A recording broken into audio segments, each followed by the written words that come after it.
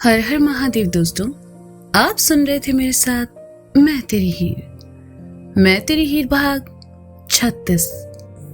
गौरी सच जान चुकी थी। उसने फैसला किया कि वह अब मुन्ना को और हर्ट नहीं करेगी और हमेशा हमेशा के लिए उसकी जिंदगी से चली जाएगी। जितना प्यार मुन्ना गौरी से करता था उससे कहीं ज्यादा प्यार गौरी उससे करती थी। मुन्ना एक ऐसी जिद कर बैठा था जो सही नहीं थी। गौरी उसे छोड़ सकती थी लेकिन वंश को नहीं अपना सकती थी। जाने से पहले गौरी ने मुन्ना को अपने दिल की बात बताई और चली गई। मुन्ना फूट फूट कर रो पड़ा। ऊपर मुन्ना के कमरे में बैठा वंश मुन्ना के फोन में आए सभी मैसेज देख चुका था। कुछ तस्वीरें थी जो गौरी के साथ थी, जिनमें मुन्ना काफी खुश नजर आ रहा था। वंश ने देखा ये तब के मैसेज थे जब वो मुंबई में था। वंश ने फोन साइड में रख दिया। उसका सर घूमने लगा। उसे बहुत दुख हुआ कि मुन्ना ने उससे ये बात छुपाई। उसकी खुशी के लिए मुन्ना अपने प्यार को भूल गया। खुद को अब तक हर्ट करता रहा जानकर वंश की आंखों में आंसू भर आए। उसके कानों में मुन्ना की कई बातें गूंजने लगी। और वो लड़की है गौरी। दुनिया में एक ही तो गौरी नहीं है ना वंश। गौरी को ऐसे लड़के बिल्कुल पसंद नहीं है जो ड्रिंक करते हैं। हमें गौरी चाहिए। अरे मजाक कर रहा हूं। वंश की आंखों में आंसू भर आए। अब तक वह मुन्ना की बात समझ क्यों नहीं पाया। मुन्ना इतने दर्द में था, गौरी के साथ साथ वह खुद को भी हर्ट करता रहा। सोचकर वंश की आंखों में आंसू भर आए। उसकी खुशी के लिए मुन्ना ने अपना प्यार हंसते हंसते कुर्बान कर दिया। अगले ही पल वंश का दर्द गुस्से में बदल गया। उसने अपने आंसू पोंछे, मुन्ना का फोन उठाया और कमरे से बाहर निकल गया। वंश सीढ़ियों से नीचे आया, देखा मुन्ना गर्दन झुकाए उसी की तरफ चला आ रहा है। वंश उसके सामने आकर रुक गया। मुन्ना ने सर उठाकर सामने खड़े वंश को देखा तो वंश ने आंव देखा न ताव, सीधा एक घूंसा मुन्ना को जड़ दिया। मुन्ना ने खुद को संभाला। इतने में वंश उसके पास आया और उसे एक घूंसा और मारते हुए कहा, तू खुद को समझता क्या है? तू मुझे नहीं बताएगा तो क्या मुझे पता नहीं चलेगा? मुन्ना नीचे जा गिरा। घूंसे की मार इतनी तेज थी कि मुन्ना के होंठ से खून निकल आया। वह उठा और कहा, हम तुम्हें बताने वाले थे वंश। वंश ने सुना तो उसका गुस्सा और बढ़ गया। उसने मुन्ना को 2-3 घूंसे और मारे और फिर जब गुस्सा कंट्रोल हुआ तो अपना हाथ दीवार पर दे मारा। ए, तू पागल है क्या? तुझे लग जाएगी। मुन्ना ने अपना दर्द भूलकर उसका हाथ दिखते हुए कहा। वंश का गुस्सा अब तकलीफ में बदल चुका था। उसने नम आंखों से मुन्ना को देखा और फिर मुन्ना को अपनी ओर खींचकर गले लगाते हुए कहा, मुझे माफ कर दे यार, मैंने तुझ पर हाथ उठाया। तू पागल है क्या मुन्ना? मेरे लिए तू अपना प्यार कैसे कुर्बान कर सकता है? तूने अब तक मुझसे ये बात क्यों छुपाई कि तू गौरी से प्यार करता है? मेरे लिए तूने उसे छोड़ दिया, तू अब तक खुद को हर्ट करता रहा। तुझे ऐसा नहीं करना चाहिए था यार। मुझसे कहता, मैं तेरी खुशी के लिए पीछे हट जाता। लेकिन तूने मुझसे ये बात छुपाई क्यों? क्या तू इतना बड़ा आदमी हो गया है? मुन्ना की आंखों से आंसू बहने लगे। वह वंश को गले लगाए रहा। उसने महसूस किया कि उसने सिर्फ गौरी का ही नहीं बल्कि वंश का भी दिल तोड़ा है। वंश मुन्ना से दूर हटा और दुख भरे स्वर में कहने लगा, बचपन से लेकर आज तक हमारे बीच कुछ नहीं छुपा था मुन्ना। मैंने जब भी गलती की तूने संभाल लिया। जब भी किसी से झगड़ा किया तूने सुलझा दिया। साले कितनी ही बार तूने पापा की डांट से बचाया है। बियर पीकर मैंने कितनी बार तुझ पर उल्टियां की है और तूने साफ किया। तू भाई कम दोस्त ज्यादा था मेरा और तूने कहा था हमारे बीच कोई लड़की नहीं आएगी। फिर गौरी को बीच में लाने की जरूरत क्या थी? जब तू उससे प्यार करता था तो फिर मुझसे कहा क्यों नहीं? जिंदगी में पहली बार कोई लड़की तुझे पसंद आई और तूने उसे भी मेरे लिए छोड़ दिया। तो इतना स्वार्थी कैसे हो सकता है मुन्ना कि तूने अपने भाई के लिए एक लड़की का दिल तोड़ दिया? गौरी कोई सामान नहीं थी जिसे तू मुझे सौंपने चला था। मुझे दुख इस बात का नहीं है कि तू गौरी से प्यार करता है। मुझे दुख सिर्फ इस बात का है कि तूने मुझसे ये बात छुपाई। तू अकेले ऐसे दर्द में जीता रहा जो सिर्फ मेरी वजह से था। उस रात अगर मैं गौरी के बारे में नहीं बताता तो शायद तू मुझे सच बता देता और फिर ये सब नहीं होता। तूने सिर्फ गौरी का ही नहीं बल्कि मेरा भी दिल तोड़ा है मुन्ना। मुन्ना सब सुनता रहा। वह जानता था कि वह गलत है, लेकिन उसने कभी नहीं सोचा था कि यह सच वंश के सामने ऐसे आएगा। मुन्ना ने नम आंखों से वंश की तरफ देखा और कहने लगा, हमें माफ कर दो वंश, हमने तुम्हारा और गौरी का दिल तोड़ा, तुम्हें तकलीफ दी, इसके लिए हम माफी चाहते हैं। हम तुमसे बहुत प्यार करते हैं, हम हमेशा तुम्हें खुश देखना चाहते थे, क्योंकि तुमने भी हमेशा पहले हमारे बारे में सोचा। जब भी किसी ने हमारे बारे में गलत कहा, तुमने उन्हें सबक सिखाया। कॉलेज में हर कोई हमसे सिर्फ इसलिए डरता था क्योंकि तुम हमारे साथ चलते थे। हम सिगरेट पीते थे, लेकिन तुमने कभी हमें छोड़ने को नहीं कहा, उल्टा पापा से छुपाया। जब घर में पापा पर मुसीबत आई, तब हमें बिना बताए तुमने सब सही कर दिया। तुम कभी अपने लिए बाहर नहीं जाते थे, बल्कि हमारे लिए जाते थे। हम कैसे भूल सकते थे वंश कि जब हमें किसी की जरूरत होती थी, तब तुम सबसे पहले खड़े होते थे। हम अच्छा करे चाहे बुरा करे, तुम आंख बंद करके हम पर भरोसा जताते थे। जब हमारे साथ बाइक पर बैठकर तुम अपना सर हमारी पीठ से लगाते थे, तब हमें तुम्हारे छोटे भाई होने का एहसास होता था। जितना तुम हमें समझ पाए हो, उतना हमें कोई नहीं समझ पाया है। फिर एक लड़की के लिए हम तुम्हारा दिल कैसे टूटने देते। उस रात जब तुमने कहा कि तुम गौरी से प्यार करते हो, तब हमें सुनकर बहुत बुरा लगा, लेकिन तुम्हारी आंखों में गौरी के लिए जो फीलिंग्स थी, वो देखकर हमने अपने कदम पीछे हटा लिए। हमने तुमसे कहा था कि हमारे रिश्ते में कभी कोई लड़की नहीं आएगी, और कभी कोई लड़की ना आए, इसलिए हमने अपने जज्बातों को अपने दिल में दबा लिया। पर तुमसे प्यार नहीं छीन सकते थे। पहली बार तुम्हारी आंखों में किसी लड़की के लिए इतने गहरे भाव देखे थे हमने। जब तुम गौरी का नाम लेते थे, तब खुश होते थे। हम तुम्हें खुश देखना चाहते थे वंश, और इसके लिए तुमने अपने प्यार की कुर्बानी दे दी। बहुत सही किया, बहुत महान है ना तू, जो हमेशा सबकी खुशी के लिए अपनी खुशियां कुर्बान कर देता है। मुन्ना, तुझे ये समझ क्यों नहीं आता कि इस दुनिया में तू सबको खुश नहीं रख सकता। कुछ फैसले अपनी खुशी के लिए भी लेने पड़ते हैं। ज्यादा से ज्यादा क्या होता, मैं हर्ट हो जाता, कुछ दिन अपसेट रहता, लेकिन मैं अपनी जिंदगी में आगे बढ़ जाता। लेकिन तू खुद को देख, क्या तू गौरी को भूल पाएगा? क्या तू उसे भूलकर आगे बढ़ पाया है? क्या तू उसे मुंबई से वापस आने के बाद हर शाम में यही सोचता था कि आखिर ऐसा क्या है जो तुझे इतना परेशान किया हुआ है? मुन्ना, मैं गौरी को पसंद करता हूं, लेकिन उसके लिए मैं तुझे तकलीफ में नहीं देख सकता। तूने कैसे सोच लिया मैं एक लड़की को तुझसे ज्यादा अहमियत दूंगा? तेरे लिए मैं हजारों गौरी कुर्बान कर सकता हूं, पर तुझे दर्द में नहीं देख सकता, वंश ने नम आंखों के साथ कहा। मुन्ना ने सुना तो वंश को गले लगा लिया और रो पड़ा। मुन्ना को कुछ समझ नहीं आ रहा था वह अपनी भावनाओं को वंश के सामने कैसे जाहिर करे। उसे रोते देखकर वंश को बहुत दुख हुआ। साथ ही कहीं ना कहीं इन सब के लिए वह खुद को भी दोषी समझ रहा था।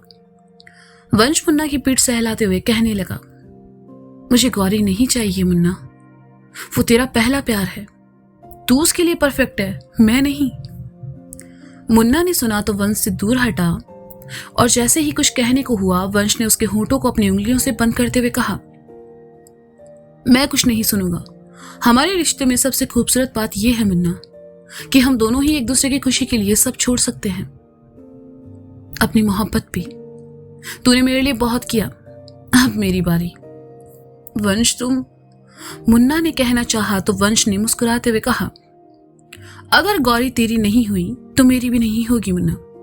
मैंने अभी तक उसे अपने दिल की बात नहीं बताई है, और अब मुझे लगता है कि बताने की जरूरत भी नहीं पड़ेगी। ये कुछ एहसास मेरे अंदर ही दफने रहने दो। मैं जा रहा हूं। कहां? तू कहीं नहीं जा रहा, मुन्ना ने बेचैनी से कहा। मैं जाऊंगा और उसे रोकूंगा, तुम्हारे लिए, तुम्हारे प्यार के लिए, तुम्हारी खुशी के लिए। मेरे होते तेरा प्यार अधूरा नहीं रह सकता मुन्ना।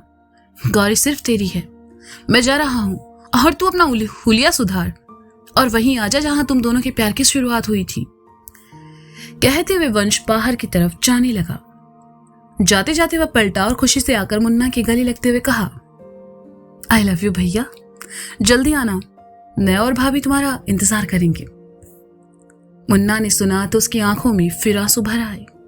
उसने वंश को कसकर गले लगा लिया। आज पहली बार वंश ने मुन्ना को भैया कहकर पुकारा था और उसे बड़े भाई होने का एहसास दिलाया था। वंश वहां से चला गया। बाहर आया, देखा अंधेरा हो चुका है। वंश ने घड़ी में टाइम देखा, गौरी के जाने का वक्त हो चुका था। उसने बाइक स्टार्ट की और जितना जल्दी वह वहां से निकल सकता था निकला और घर पहुंचा। घर पहुंचते ही उसने देखा सभी इंदौर जाने की तैयारी कर रहे थे। वंश सबके बीच आया और एकदम से गौरी का हाथ पकड़कर उसे अपने साथ ले गया। सब उसे देखते ही रह गए। बाहर आकर वंश ने गौरी को बाइक पर अपने पीछे बैठने को कहा। वंश, तुम मुझे कहाँ लेकर जा रहे हो? गौरी ने हैरानी से पूछा। मेरे पास अभी तुम्हारे किसी सवाल का जवाब नहीं है, चुपचाप बैठो, वंश ने थोड़ा गुस्से से कहा। तो गौरी उसके पीछे आ बैठी। वंश उसे लेकर वहां से निकल गया। कुछ देर बाद वंश गौरी को लेकर घाट पहुंचा। ये वही घाट था जहां पहली बार गौरी ने मुन्ना को आई लव यू कहा था। गौरी हैरान थी। वंश ने बाइक रोकी और गौरी का हाथ थामकर उसे अपने साथ सीढ़ियों से नीचे ले आया। आखिरी सीढ़ियों से कुछ ऊपर वाली सीढ़ियों पर आकर वंश रुका और गौरी का हाथ छोड़ दिया। गौरी हैरानी से वंश को देख रही थी और फिर कहा, तुम मुझे यहां क्यों लेकर आए हो? मैं तुम्हें प्रपोज करने वाला हूं, वंश ने बिना किसी भाव के कहा। गौरी ने सुना तो उसका दिल धड़कने लगा। वह और ज्यादा हैरानी से वंश को देखने लगी। गौरी की शक्ल देखकर वंश को हंसी आ गई और वह जोर जोर से हंसने लगा। उसे हंसते देखकर गौरी को अजीब लगा। उसने वंश के करीब आकर कहा, ये क्या मजाक है वंश? वापस चलो, सब मेरा इंतजार कर रहे हैं। आज रात मुझे इंदौर के लिए वापस निकलना है। वंश फिर सीरियस हो गया और कहा, क्या तुम ऐसे ही चली जाओगी? अपने मान को साथ लेकर नहीं जाओगी? वंश की बात सुनकर गौरी का दिल फिर तेजी से धड़कने लगा। वह फटी आंखों से वंश को देखने लगी तो वंश ने कहा, क्या हुआ? तुम सोच रही होगी मुझे कैसे पता? तुम और मुन्ना दुनिया के दो बड़े बेवकूफ हो। सिर्फ मुझे ही नहीं बल्कि पूरे घर वालों को दिखता है कि तुम दोनों एक दूसरे से कितना प्यार करते हो। लेकिन नहीं, तुम दोनों देने चले थे कुर्बानी। किसके लिए? वो तो गधा है। मेरी खुशी के लिए तुम्हें छोड़ने चला था, पर तुमने इतनी जल्दी हार कैसे मान ली? मुझे लगा तुम अपने प्यार के लिए लड़ मर जाओगी, लेकिन नहीं, तुम भी उसकी बातों में आकर हमेशा के लिए जा रही थी। वंश की बातें सुनकर गौरी की आंखों में आंसू भर आए। वंश ने देखा तो कहने लगा, गौरी, जब मैं पहली बार तुमसे मिला तब मुझे तुम अच्छी लगी और फिर हम दोस्त बने। लेकिन मुझे तुमसे प्यार था या नहीं ये मुझे नहीं पता। मैं कभी नहीं चाहूंगा कि वो फीलिंग्स प्यार में बदले। तुम और मुन्ना एक दूसरे के लिए परफेक्ट हो। तुम दोनों ने ये कैसे सोच लिया कि मैं तुम दोनों के बीच आऊंगा? आई एम सॉरी वंश, कहते हुए गौरी रो पड़ी। वंश उसके पास आया और उसके आंसू पोंछते हुए कहा, तुम्हें सॉरी बोलने की जरूरत नहीं है गौरी, और आंसू तो बिल्कुल अच्छे नहीं लगते तुम्हारी आंखों में। मैं हमेशा से अपनी लाइफ में फ्रेंडली रहा हूं। मुझे कुछ पसंद आए और वो अगर नहीं मिले तो कुछ वक्त बाद में उसे भूलकर आगे बढ़ जाता हूं। लेकिन मुन्ना ऐसा नहीं है। वो जल्दी मूव ऑन नहीं कर पाता, और फिर तुम तो उसका प्यार हो। पता है, इतने सालों में पहली बार उसे कोई लड़की इतनी पसंद आई थी। वो बहुत सीधा लड़का है गौरी, अपनों की खुशी में खुशी ढूंढता रहता है। उसे कभी खुद से दूर मत करना। एक तुम्हारा प्यार ही है जो उसे बदल सकता है, उसे उसकी खोई हुई मुस्कुराहट लौटा सकती है। गौरी ने सुना तो वंश के गले आ लगी। वंश उसका सर सहलाते हुए मुस्कुराने लगा। उसे बहुत हल्का महसूस हो रहा था कि उसने मुन्ना और गौरी को दूर जाने से बचा लिया।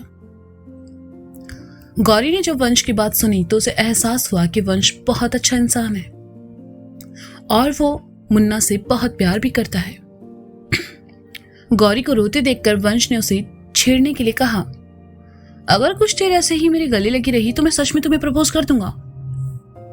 गौरी ने सुना तो वंश से दूर हटी। उसने अपने आंसू पोंछे और वंश के हाथों को थामते हुए कहा, तुम बहुत अच्छे इंसान हो वंश।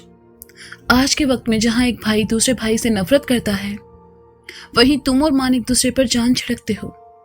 तुम दोनों के प्यार को किसी की नजर न लगे। ऐसा कुछ नहीं है। बनारस में लड़कियों की कमी नहीं है।